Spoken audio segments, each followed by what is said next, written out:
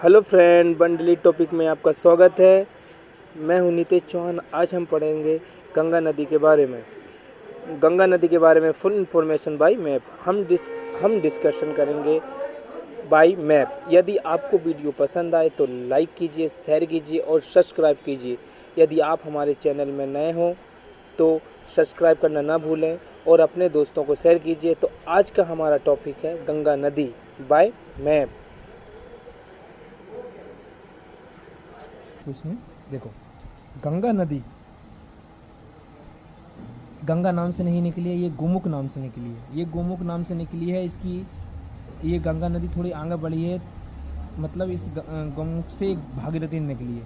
भागीरथी आगे बढ़ी, यहाँ से एक नदी मिलती है भिलांगना मिलती है, और ये जिस पर एक बांध बना हुआ है, टेहरी बांध बना। ये गंगा और इस और यहीं पास उत्तराखंड से एक छोटी सी नदी निकलती है अलकनंदा, जो कि शतपथी से निकलती है, और ये जाकर देव प्रयाग में ये भागीरथी में मिल जाती है, जिसका नाम पड़ जाता है गंगा।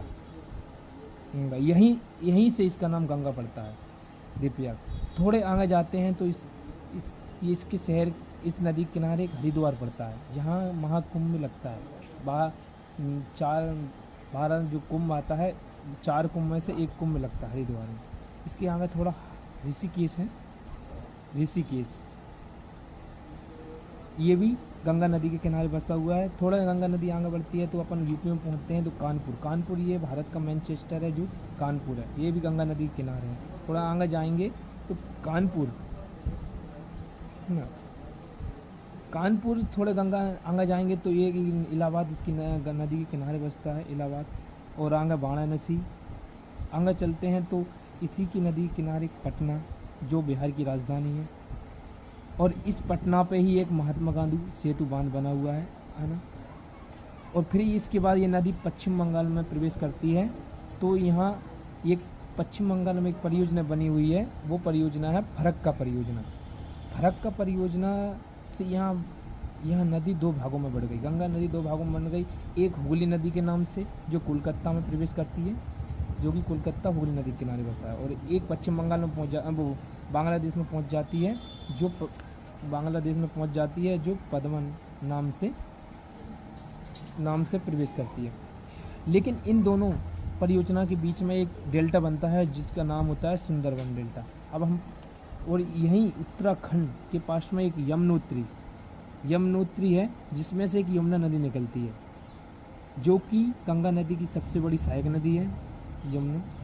और यमुना नदी किनारे एक दिल्ली शहर बसा हुआ है। जो आगे बढ़ती है तो एक दिल्ली शहर बसा हुआ है, और आगे तो मथुरा बस, और आगे चलते हैं तो आगरा। और यह फिर यमुना नदी गंगा नदी में इलाहाबाद के यहाँ मिल जाती है, जिसको बोलते हैं संगम, महाप्रयाग बोलते हैं। महाप्रयाग, इसको यहाँ नाम देते हैं महाप्रयाग बोलते हैं, है ना। अब इसमें इसकी सहायक नदी का एक सूत्र है, यमुना गो सुणो कालो घाघरो गंडक कोसी। यमुना नदी, अभी आपने देखा एक सहायक नदी यमुना है। यमुना, गो मतलब गोमती, और गो मतलब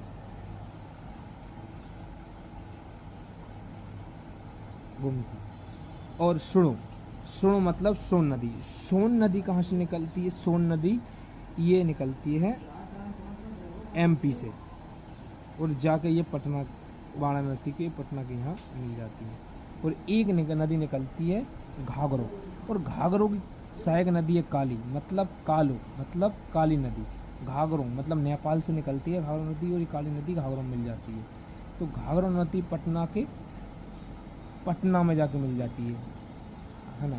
फिर एक कोसी नदी बिहार का शोक बोलते हैं, यह पटना के थोड़े आगे जाकर गंगा नदी में मिल जाती है, जो महात्मा गांधी सेतु बांध बना है, इन संगम से बना है। फिर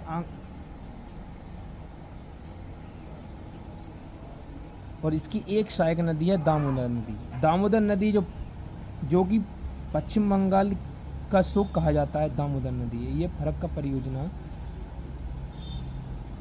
के यहाँ फरक्का परियोजना इस दामोदर नदी और गंगा नदी के संगम से बना हुआ है। इसी के साथ अगला वीडियो नेक्स्ट लेके आएंगे।